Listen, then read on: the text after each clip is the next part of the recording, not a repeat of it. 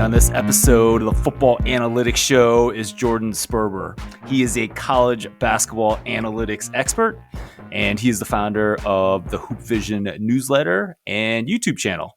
Jordan, welcome to the show. Thanks, Ed. I appreciate you having me. Absolutely. How's everything going in this month of February before we get into March Madness? Yeah, everything's good. I'm starting to get busier as we head into March. It's always kind of a grind, but also as I know you're well aware, the time when the most people are tuned into college basketball, so the grind is worth it, I guess. Absolutely. The Football Analytics Show is brought to you by the Power Ranks Sports Betting newsletter. Looking for some action on any given weekend? This is the free service for you, as 5 Nugget Saturday is my curated list of tips and analytics. In addition, you'll get access to my March Madness cheat sheet that makes it drop dead easy to fill out your bracket. To sign up for free, go to thepowerrank.com. Jordan, how does Houston do everything wrong by analytics and yet still have the best defense in the nation? Yeah, so I did a video on Houston now about a month ago maybe, and I start out the video talking about why teams now use drops coverage so frequently. So for those of you that aren't familiar with the term drop coverage, it's where when you're guarding a pick and roll or a ball screen, your big drops back and you try to play the ball screen 2-on-2 with the other three players not involved in the ball screen, not helping as much as they normally would. And the idea of that is spot up threes or spot up shots tend to be some of the most efficient in basketball. So we don't want those three players not involved in the screen to help and then potentially give up spot up shots, the more efficient shots. Houston completely does the opposite of that. They're super aggressive in ball screens. They blitz every ball screen with their big man, and then they have to help with those three players not involved. And so, in theory, they should be giving up more efficient shots, and yet, what the video talks about is they have not only the number one defense in the country, but one of the most efficient defenses in the KenPom era.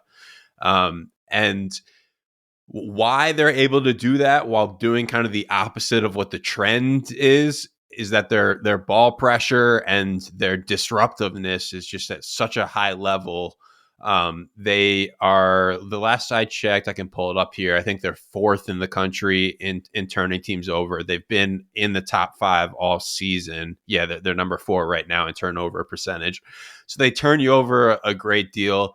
They have really good shot blockers as well that kind of bail them out a little bit when teams do take advantage of that blitz. And so it all comes together. Oh, the other thing, they have just the last 5 years, they've just been extremely good at defending the 3-point line, which a lot of 3-point defense research has shown can be randomness or I guess you could call it luck. Well, Houston and Kelvin Sampson have consistently been a top 10 3-point defense percentage team, and it's because of this relentless pressure that they put on offenses. Jordan, I really love the analysis because I have been kind of obsessed with exactly what you just talked about. How can Houston, in a different way, buck analytics? The statement is that there's a huge random element in 3-point defense, right? Defenses can prevent the 3-point shot, but once an offense kind of gets a shot up, the results tend to be pretty random, except when you're going against Houston. And it's pretty obvious, like when you watch this team, like why that is. They are the most aggressive, hard-nosed defensive team, maybe in basketball, period. Is that too far a statement? Yeah, I think certainly at the high major level, there's a couple of teams that are at the mid and low major that play like ridiculous denial defenses. But other than that, I would say that Houston's right there for sure. But I mean, even in terms of NBA, right? I mean, is there an NBA team that gets after shooters like Houston does? I don't think so. One team, when I made my video, a comment that came up is because a lot of NBA fans watch my videos that might not be as familiar with college basketball. And a comment from some NBA fans was that it reminds them of the LeBron James Miami Heat teams that were super aggressive on ball Right. screens. But I don't think anyone currently in the NBA is playing that way. No. Right. Yeah, because there were, if I remember right, there was a lot of analysis about how LeBron could close down shooters because he had a sense for where to be, right? And Mm-hmm. that made him easier to close out. But getting back to Houston, if another team wanted to play defense like Houston, like how would they do it? I mean, I presume this is just Calvin Sampson's coaching and how he gets not only effort, but I guess some kind of anticipation of where to be to close out 3-point shooters. Yeah. Yeah, the other aspect that I would say is like the physical tools of the players. They have guys with really long wingspans. One of their players I highlighted in the video is a freshman, Jojo Tugler, who's listed at 6'7", and I think his wingspan is 7'6", if I remember correctly, which is a ridiculous like compared to your height, relative to your height. That's a ridiculous wingspan. So that definitely helps too. It's just hard to make passes around them. Um, uh, uh, it's not unprecedented for a team to consistently buck the trend of being a great 3-point defense. Virginia is another team over the years that has historically um, been able to overcome the randomness of 3-point shooting. And then the other one is Syracuse when they played 2-3 zone, kind of in the heyday of Jim Boeheim's career. They would consistently allow teams to shoot lower from 3-point percentage than would be expected.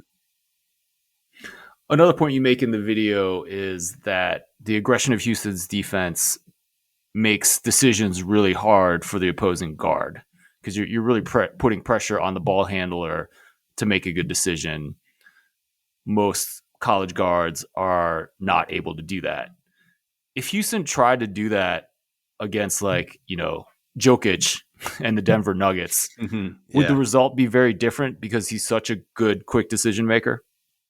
It would be really difficult. The other aspect of the NBA is there's just so many good shooters on the court, and the court is the 3-point line is farther away, so there's theoretically better spacing.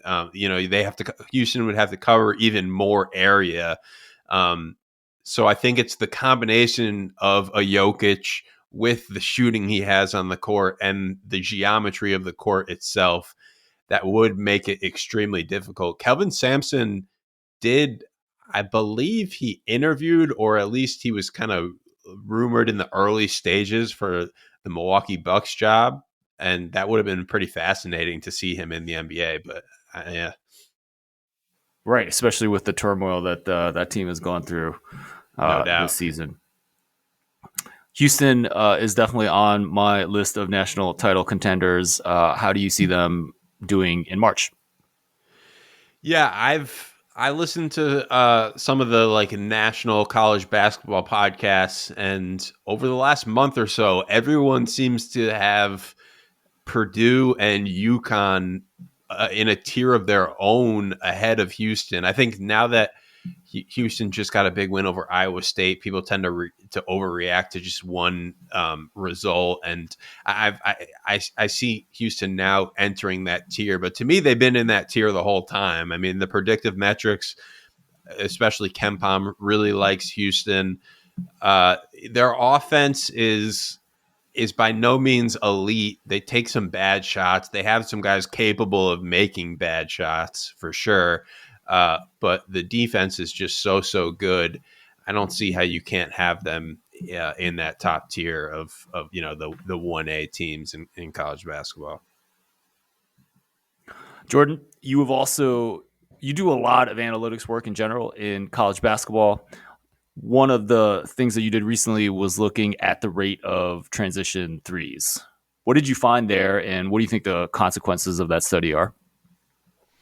Yeah, so the first thing I did in that newsletter was I started with how 3-point volume has changed by year. So during the 2010 season, 27% of all shot attempts in transition were 3-pointers. And so far this season, it's 35%. So an 8% increase from 2010 to 2024. And even with that increase in volume of transition threes, efficiency is the same. It's been teams shoot 35% on those transition threes in both seasons. So that was kind of like the basis of my newsletter was even more so than half court threes. The volume of transition threes has really increased over the years, and I think uh, that is a direct like a direct uh, a direct correlation to the way the NBA has played, and if you want to call it Morey ball for Daryl Morey, just more threes getting taken.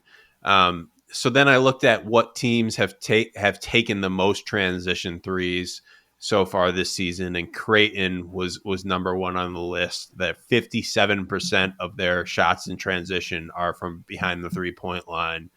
BYU is also high on that list as far as mid majors go. They're at 53% of their shots in transition. But the most interesting thing that I thought was, okay, let's compare how many threes a team takes in transition to how many threes a team takes in the half court. And a mid major team that really popped up as a kind of confusing offense is Air Force from the Mountain West. So in half court possessions, 49% of their shot attempts are from 3-point range, and in transition only 22%. So they have a negative 27% differential there. And amazingly, when I wrote the article, they were 3 for 23 on their transition three attempts. So not only do they not take very many, but they don't make them either. And their coach, Joe Scott, he's a Princeton offense coach. I believe he might have played in the Princeton offense as a player, and he is known for his intricate half court offense of backdoor cuts, just like the old Princeton offense teams under Steve Carell. And so those were some of the teams that stood out from that newsletter. Interesting. The efficiency for transition three in terms of making the 3-pointer is about the same as in half court, right? Because isn't the college basketball average about 34%? Yep, that's right. So it's not like you're necessarily, it's not like taking a 3 in transition leads to better shots necessarily, right? You're still getting kind of the same quality shots, I would guess, roughly, because you're kind of making the same fraction. Is that right? Yep, it's slightly more efficient, but not by a significant margin. The one thing that the 3-point line does really in both transition and in half court is it opens up the court to then be more efficient from 2. So when you're playing a team, if their transition offense creates a lot of threes, then your transition defense all of a sudden gets more spread out, and you can hopefully be more efficient from inside the 2-point line. So there is kind of like added benefits to the efficiency, but you're right that it's on its own, it's a pretty similar shot to the half court 3. I'm just trying to think through the Air Force thing, right? Because is there something about that offense that makes transition threes harder or less, less good, or maybe do they practice more for half court type threes because it's a different type of motion or different type of jump shot in general? Mm-hmm. Well, they like another thing that Joe Scott teams never do is offensive rebound. They're obsessed with getting back in transition and setting up their defense instead of going for offensive rebound. So in general, they're just a super conservative style of basketball.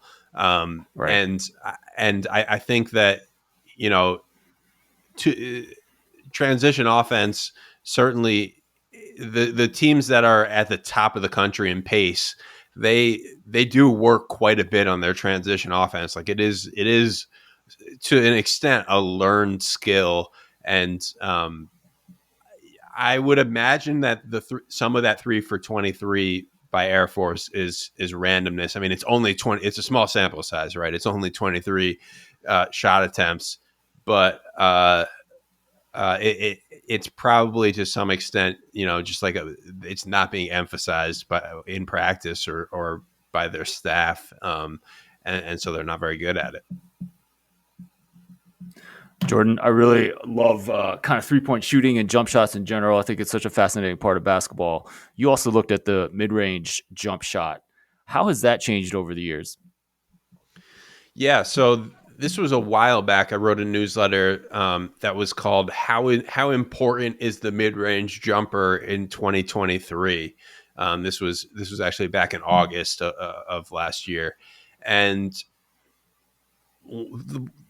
in the introduction of that newsletter, I kind of started out by talking about how like we opened up talking about with drop coverage and teams playing the opposite of the way Houston plays. A lot of those decisions that are being made by defenses are to force teams into mid-range jumpers, to take away the three-pointer and to force teams into mid-range jumpers. So with all that being said, my question for that article I wrote was, is the mid-range jumper making a comeback because you have teams that are so dependent on taking away the three? Does that then change the incentives for the offense? And I guess I'll start out by saying mid-range jumpers are still pretty low efficiency. So this is from last season. I don't have this year's numbers on me, but Synergy Sports is where I get the data on mid-range jumpers from, and they categorize mid-range jumpers into two categories, but I actually break it into three categories. The two that they do are short jumpers, which I think is 17 feet and in, medium jumpers, which is 17 feet to the 3-point line, and then the third shot type that I included mid-range jumpers is floaters. And the reason why I do that, it'll be apparent in a second here. On short mid-range jumpers, teams shoot 38%. On medium mid-range jumpers, teams shoot 35%. And on floaters, teams shoot 37%. So that's why I include it, because it's a very similar value to the mid-range jumper. So those are low, like they're not, they're only a few percentages higher than the 3-point shot. And for a three, you get 3 points. And for the mid-range jumpers, right, you get 2. But what I wrote about in the newsletter is that the best defenses allow mid-range jumpers. And so what ends up happening is in a lot of your games against the top opponents, you have to be more dependent on mid-range jumpers just because it's hard to get shots at the rim or from behind the arc. So I looked at the NCAA tournament specifically, and I saw that as you advance further in the NCAA tournament, you take more mid-range jumpers. The first example that I used was UConn last year, who won the national title. In the regular season, only 14% of their shots were from mid-range. In the Final Four against Miami, 16% of their shots were mid-range. And then in the national championship game against San Diego State, 29% of their shots were from mid-range. And if you do that analysis for the last 10 national champions, you see about a 4% increase in mid-range jumpers during that national title game. 22% of shots were from mid-range versus their regular season average of 18%. So that's why I think that in your biggest games that the mid-range does play a bigger effect. And really the point I was making is you don't want to necessarily rely on those inefficient shots, those 37% shots. but it's good to have some diversity in your offense to be able to play different styles depending on opponent. If you play a team that is really good at forcing mid-range jumpers, it's good to have that in your toolkit, maybe not to depend on it, but to have it as an option. I completely agree. With the evolution of college basketball, if most teams are taking away 3-point shots, or I mean, you can look at what a team does and their defensive fingerprint and know that they take away 3-point shots. And I would guess that more teams are. I guess my question is, like, if you're a coach, do you want to really drill your guys at pull up 2-point jump shots? Like, is that an edge now, right? When everyone zigs, you kind of zag. Yeah, I mean, it's a good point. A team that really comes to mind that we've already talked about a little bit is Creighton. They have a 7-foot center, Ryan Kalkbrenner, and actually, I was just looking at this before we hopped on the podcast. Creighton played Alabama this year, which Alabama is known for shooting threes. They're Yep. 48% of their shots are from behind the arc this season, which is 10th in the country. And that's consistently where Alabama's been under Nate Oates. When they played Creighton, when Alabama played Creighton, just 29% of their shots were from behind the arc that game. They took 53 twos, which it's the most they've taken in a game this season. I would imagine it could be the most in the Nate Oates era. Right, probably. Yeah. And they lost that game 85-82, but they were actually pretty efficient. They scored 1.19 points per possession. So it wasn't necessarily the offense that was the problem there. But that's an example of a team that is extremely committed to playing one way, but depending on the type of defense you're up against, you may have to deviate from your original plan. And that makes me think about, like, when is the NBA going to kind of deviate from their current plan in which they only want strong wing players, right? Like the big guy, like a Hunter Dickinson, like a Zach Edey, they're staying in college because they're just not getting the NBA opportunities, right? So, like, do you ever see a time where the NBA is going to zag and be like, hey, maybe we should get some bigs because basketball isn't just 3-pointers, right? That's a really good question. I mean, there is still Jokic and Embiid, who can play with their back to the basket. It's like right now, you have to be an otherworldly big guy to be the one who's getting the ball and running offense through you. I don't have an answer to that one necessarily, but I do think that it'll be fascinating to see Zach Edey in the NBA. I know as recently as a month or two ago, ESPN moved him up to like 14th on the mock drafts. He was previously more of like a early second round type pick, and they moved him up to the lottery. I'm not sure if he's still there or not, but that was a couple months ago. And I would be fascinated to see if, when you would imagine he comes off the bench, and if he's in the game, do you run your offense through him? I think you kind of have to. He's not the best like complementary player necessarily. Like, I mean, Right. he certainly hasn't been used that way at Purdue. They're always trying to get him the ball. But that will be really interesting to see, I think. I'm seeing Donovan Klingon kind of as a mid first round pick, the big out of Connecticut. I mean, he's 7'2", but very mobile for that height. And so maybe Definitely. that's something that's kind of helping his draft status. Yeah, I don't know. I've always thought it's crazy that Hunter Dickinson is still in college with the way he plays, but I guess that's just what the market is giving him right now, right? Right. And NIL has certainly helped those guys stay around too, Right. for sure. Right. Yeah.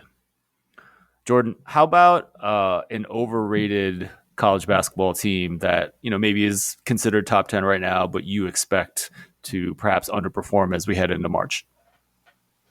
I think that if you look at the AP poll, the top 10 aligns fairly well with the predictive metrics, but the team that stands out, I guess we were just talking about Hunter Dickinson, is probably Kansas. They're 17th right now in KenPom. They just have a really weird offense. Kansas. They Hunter Dickinson is like the perfect big man for the Bill Self system. Like you couldn't create a player offensively that's better for Bill Self, and yet they're 46th right now in adjusted offensive efficiency on KenPom, and they just have a really weird like statistical profile. They're number one in the country in assist rate, so they assist on 68% of their baskets, which is number one in the country.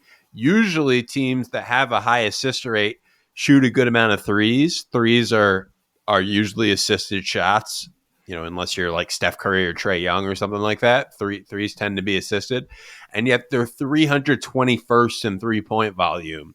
So they have a really weird statistical profile, and they do lack shooting. Johnny Furphy he's a freshman who's entered the starting lineup later in the year, and he's made some shots recently for them and gotten people to be more high on Kansas because of his play. But I guess I would have to peg them as the one overrated team. That being said, I do think that Bill Self is probably the most complete coach in college basketball, and I wouldn't put it past him to right the ship here between now and when the tournament starts off. But the offense is definitely concerning. They're seventh in the Big 12 in just conference play in points per possession as well. And it's a weird offensive makeup for their team. I was just looking at Kansas this morning, and I also noted how low they are in KenPom and some of my metrics. And then I also noted that they were number one in the preseason AP poll, which actually tends to be pretty good assessment of talent.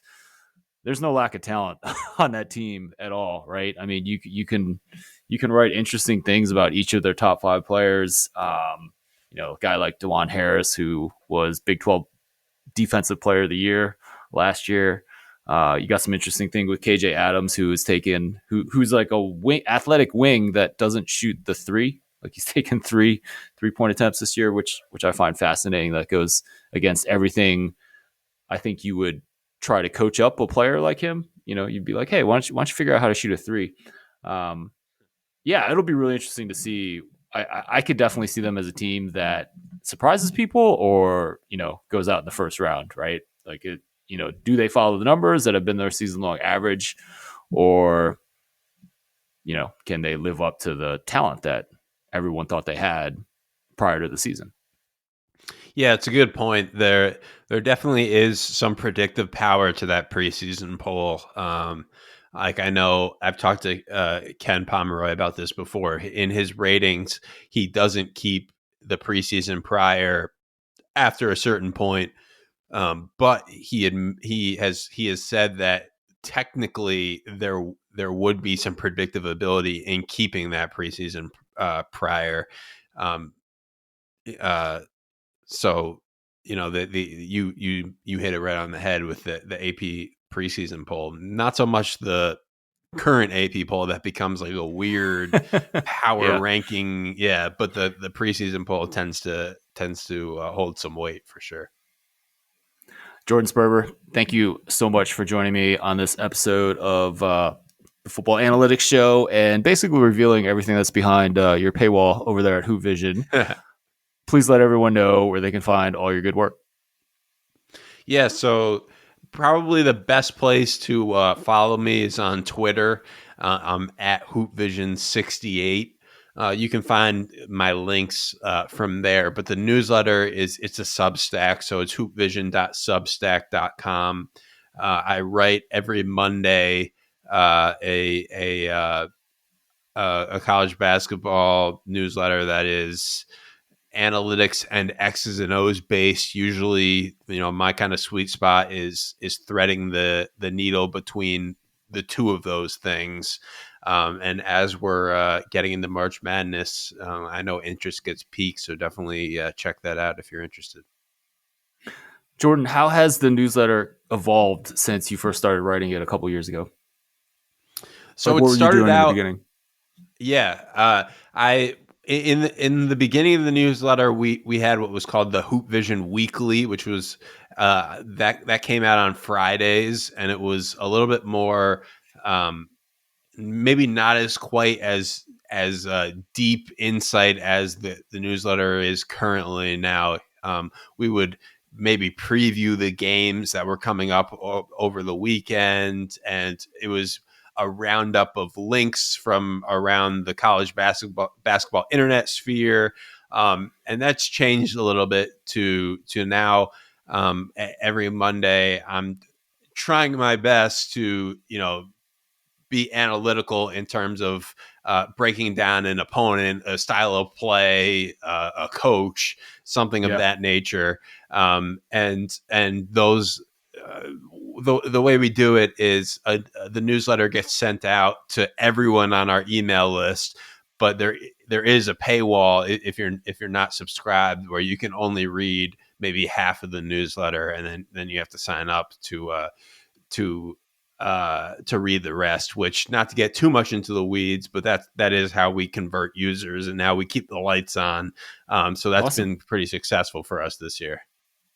Would you say that you're doing more of the X's and O's now than when you first started? Yeah, I think that there's 360 some odd NCAA Division I teams, and you kind of never run out of X's and O's to talk about. Right. Whereas Yeah. with data and with the stat side, you know, college basketball doesn't have the best data in the world, certainly not compared to the NBA.